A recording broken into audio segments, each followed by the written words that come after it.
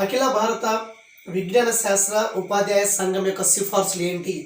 All India science teacher committee ఈ committee ప్రకారము science ల్యాబొరేటరీలు ఏ విధంగా ఏర్పాటు చేయాలి, ఎక్కడ ఏర్పాటు చేయాలి, ఈ సైన్స్ ల్యాబొరేటరీ వల్ల ప్రయోగాలు ఏంటి, అసలు ప్రయోగశాలలో ఎలా ఏర్పాటు చేయాలి, ఆ రూమ్ ఎలా ఉండాలి, ప్రయోగశాలలో ఎటువంటి సౌకర్యాలు ఉండాలి, ఎటువంటి జాగ్రత్త తీసుకోవాలి, ఎలా ప్రయోగాలు చేయాలి అనే విషయాన్ని వీళ్ళు ఏం చేశారంటే 1956 ఇయర్లో మనకి సిమ్లాలో తారాదేవి శిఖరం వద్ద సైన్స్ టీచర్స్ అందరూ కూడా గ్యాదర్ అయిపోయి 4 విషయాల గురించి భూపటము, పరికరాలు, సాధారణ విషయాలు, నిర్వహణ గురించి వీళ్ళు అక్కడ చర్చించి తగు సూచనలు ఇవ్వడం జరిగింది. అదేంటంటే అసలు ఏదైనా ఒక ప్రయోగశాలలో భూపటం ఎలా ఉండాలి, పరికరాలు ఏ విధంగా ఉండాలి, సాధారణ విషయాలు ఏంటి, నిర్వహణ ఏంటి అని చెప్పి వీళ్ళు కొన్ని సూచనలు ఇవ్వడం జరిగింది.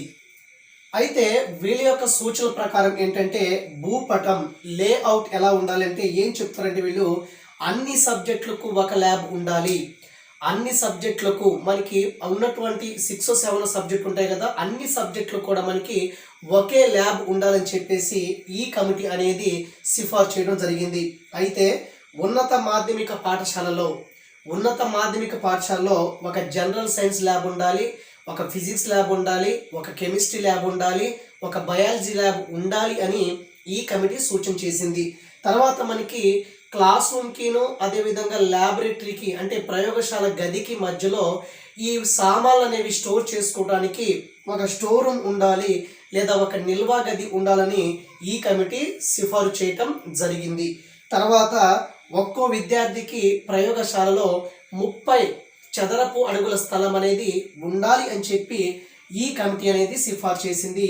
ఈ కమిటీ ప్రకారము భూపటం అంటే లేఅవుట్ అంటే ఎలా ఉండాలంటే అన్ని సబ్జెక్టులకు ఒక ల్యాబ్ ఉండాలి, ఉన్నత మాధ్యమిక పాఠశాలలో ఖచ్చితంగా ఒక సైన్స్ ల్యాబొరేటరీ ఉండాలి, దానితో పాటు ఫిజిక్స్ సబ్జెక్ట్కి ఒకటి, కెమిస్ట్రీ సబ్జెక్ట్కి ఒకటి, బయాలజీ ల్యాబ్కి ఒకటి ల్యాబొరేటరీలు అనేవి ఉండాలి అని చెప్పేసి ఈ కమిటీ అనేది సిఫార్సు చేసింది. తర్వాత క్లాస్ రూమ్కిను ఈ ల్యాబొరేటరీ గదికి ల్యాబ్కి మధ్య ఖచ్చితంగా స్టోర్ రూమ్ ఉండాలని, తర్వాత ఈ ప్రయోగశాలలో ఒక్కో విద్యార్థి అనేవాడు ఒక్కొక్క విద్యార్థికి 30 చదరపు అడుగుల స్థలం ఉండాలి అని ఈ కమిటీ అనేది సిఫార్సు చేయటం జరిగింది. అయితే ఈ కమిటీ ప్రకారం పరికరాలు ఎలా ఉండాలంటే మనకి ల్యాబ్లో గ్యాలరీ విధానంలో సీట్లు అనేవి అమర్చాలి, మంచిగా గ్యాలరీ ఎలా ఉంటుందో అలాగ సీట్లు అనేవి అరేంజ్మెంట్ అనేది ఉండాలి. తర్వాత ఈ ప్రయోగశాలలో డిమాన్స్ట్రేట్ టేబుల్కి ప్రదర్శన బల్ల ఎంత సైజులో ఉండాలి అంటే 8x4 సైజులో ఉండాలి. మరి ఈ డిమాన్స్ట్రేషన్ టేబుల్కి నీరు అదేవిధంగా గ్యాస్ ఉండేటట్టు ఏర్పాటు చేసుకోవాలి, నీరు వచ్చేటట్టు గ్యాస్ వచ్చేటట్టు తగిన ఏర్పాటు చేయాలని చెప్పేసి ఈ కమిటీ చెప్పింది. అదేవిధంగా ప్రయోగశాలలో ఖచ్చితంగా బ్లాక్ బోర్డ్ ఉండాలని, అదేవిధంగా ప్రయోగశాలలో ఉన్నటువంటి తలుపులకి కిటికీలకు ఖచ్చితంగా కర్టెన్స్ ఉండాలని చెప్పేసి ఈ కమిటీ అనేది సిఫార్సు చేయడం జరిగింది. తర్వాత మన సాధారణ విషయాలు జనరల్ థింగ్ చూసుకుంటే మనకి ఇక్కడ అల్మారాలు ఉండాలి, సింకులు ఉండాలి, రాక్స్ ఉండాలని చెప్పింది. అదేవిధంగా ప్రయోగశాలలో మనకి సాధారణంగా ఫస్ట్ ఎయిడ్ బాక్స్ అనేది ఉంటుంది కాబట్టి ఇది ఖచ్చితంగా ఉండాలి అని చెప్పింది. అదేవిధంగా మనకి కొన్ని సందర్భాల్లో ఏమైనా బర్నింగ్ అయినప్పుడు మంటలార్పే యంత్రం కూడా ఉండాలని చెప్పారు. అదేవిధంగా కొన్ని హానికర కెమికల్స్ ఉంటాయి, తొందరగా బర్న్ అయ్యేటువంటి కెమికల్స్ ఉంటాయి, వాటిని ప్రత్యేకమైనటువంటి అల్మారాలో ఏర్పాటు చేయాలని చెప్పేసి ఈ కమిటీ అనేది సిఫార్సు చేయటం జరిగింది. తర్వాత మనకి నిర్వహణ ప్రయోగాలు ఎలా చేయాలి అని ఈ కమిటీ ప్రకారం ఏంటంటే మనకి ప్రాక్టికల్స్ అదేవిధంగా థియరీ ఒకేసారి జరగాలి.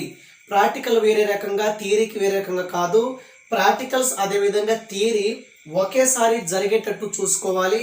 ఈ ప్రాక్టికల్స్కిను థియరీకి ఎటువంటి గ్యాప్ ఉండకూడదు అని ఈ కమిటీ చెప్పింది. తర్వాత మనకి ఏదైనా ఒక ప్రయోగం చేసే ముందు దాని యొక్క ఉద్దేశం అనేది ముందే తెలియచేయాలి అని ఈ కమిటీ చెప్పింది.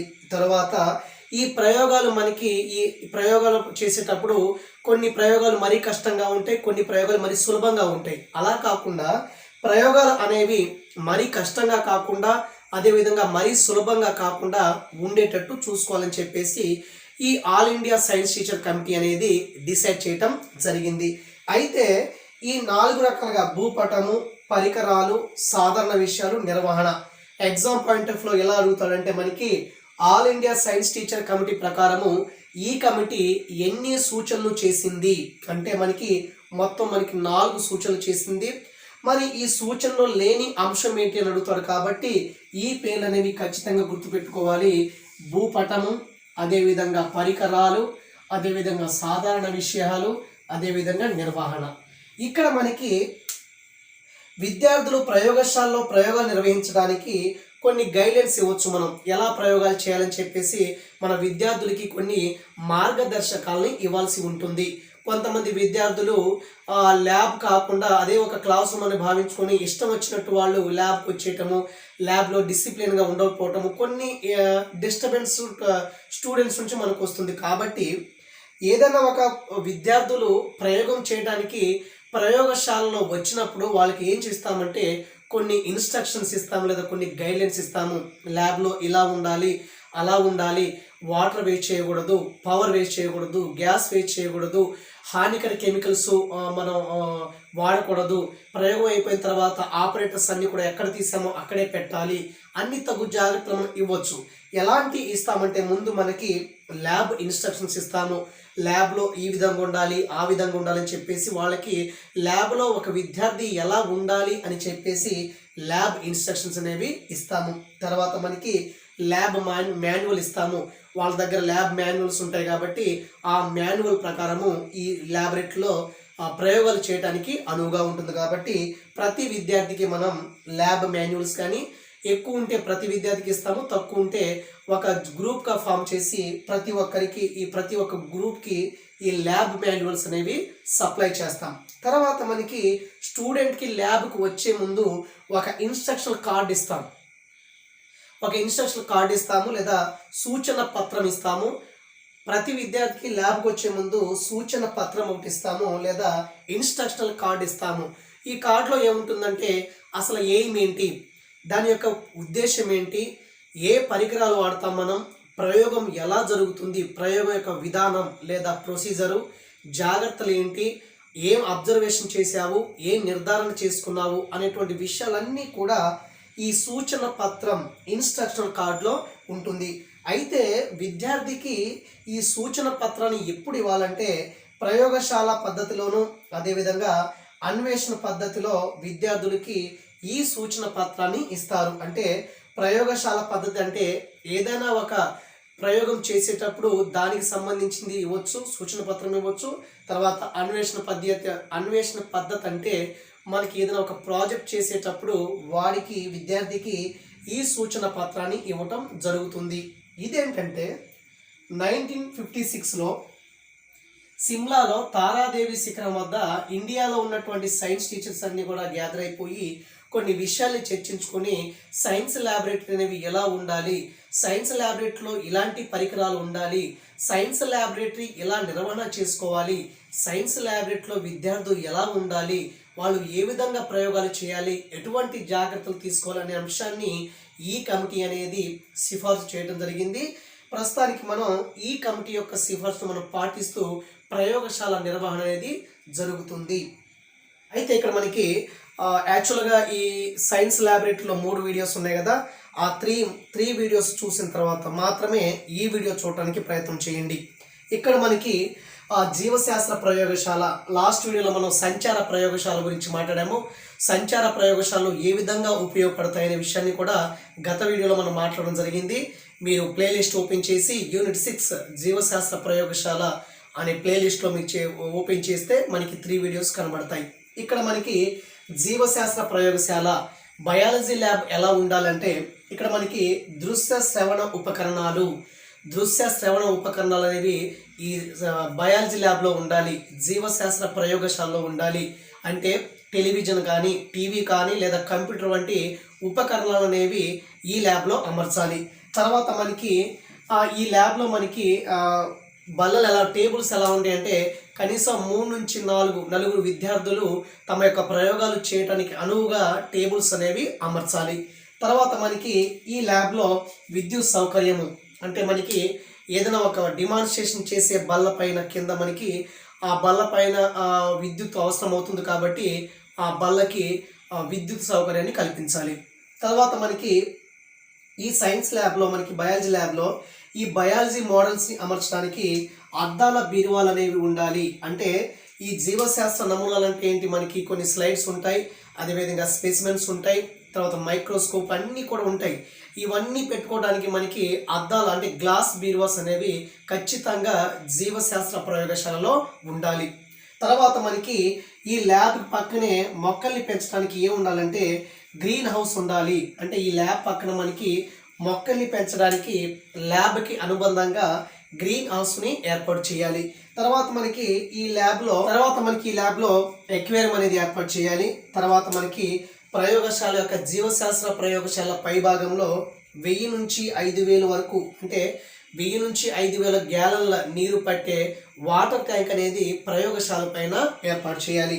తర్వాత ఈ ప్రయోగశాలలో ఆటోక్లేవ్ అమర్చాలి, అదేవిధంగా ఇంక్యుబేటర్ను అమర్చాలి. ఇది చాలా ఈజీగా ఉంటుంది, ఇది పెద్ద కష్టమేం కాదు. తర్వాత మనకి ఇక్కడ ఒక ఇంపార్టెంట్ బిట్ ఏంటంటే మనకి ఈ జీవశాస్త్ర ప్రయోగశాల ఎంతమంది విద్యార్థుల కొరకు ఏర్పాటు చేయడం ఏంటంటే ఇక్కడ మనకి జీవశాస్త్ర ప్రయోగశాల అనేది 20 మంది విద్యార్థులు తమ యొక్క ప్రయోగాలు చేసుకోవటానికి అనువుగా ఉంటుంది. అంటే జీవశాస్త్ర ప్రయోగశాలలో ఎంతమంది ఒకేసారి ప్రయోగం చేయవచ్చు అంటే 20 మంది ప్రయోగం చేసే విధంగా ఇది అమర్చబడి ఉంటుంది, అంటే నిర్మించబడి ఉంటుంది.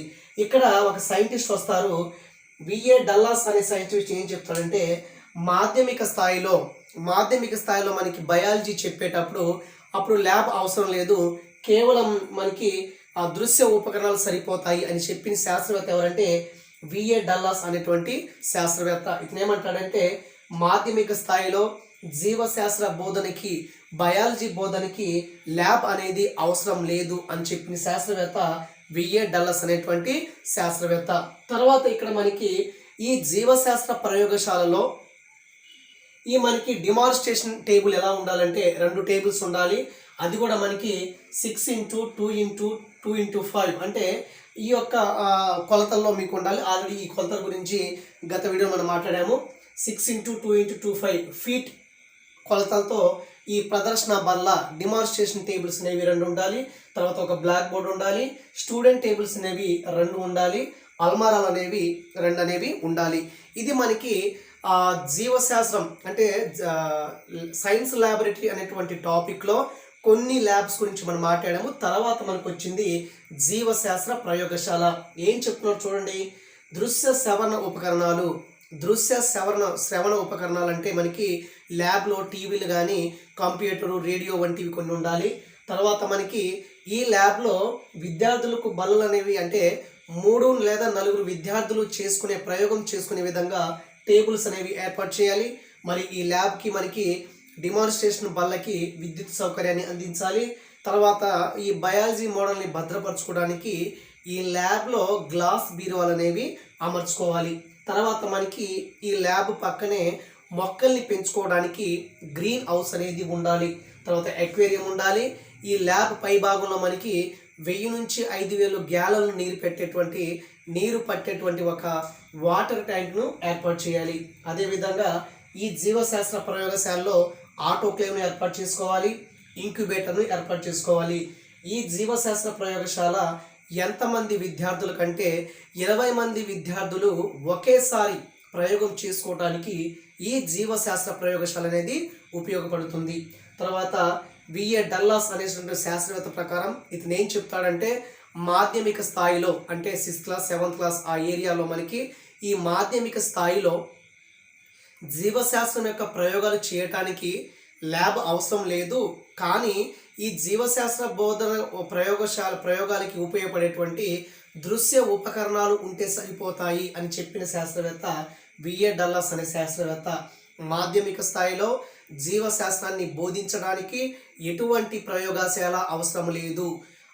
ఆ మాధ్యమిక స్థాయిలో జీవశాస్త్రాన్ని ఎలా బోధించవచ్చు అంటే దృశ్య ఉపకరణాలు ఉపయోగించి బోధించవచ్చు. తర్వాత ఇక్కడ డిమాన్స్ట్రేషన్ టేబుల్స్ 2 ఉంటాయి, బ్లాక్ బోర్డ్ 1 ఉంటుంది, స్టూడెంట్ టేబుల్ 2 ఉంటాయి, అల్మరాలు అనేవి 2 ఉంటాయి. దీంతో మనకి ప్రయోగశాలలో ఉన్నటువంటి రకాలు అనేవి కంప్లీట్ చేసుకున్నాము. తర్వాత నెక్స్ట్ టాపిక్ చూడటానికి ప్రయత్నం చేద్దాం.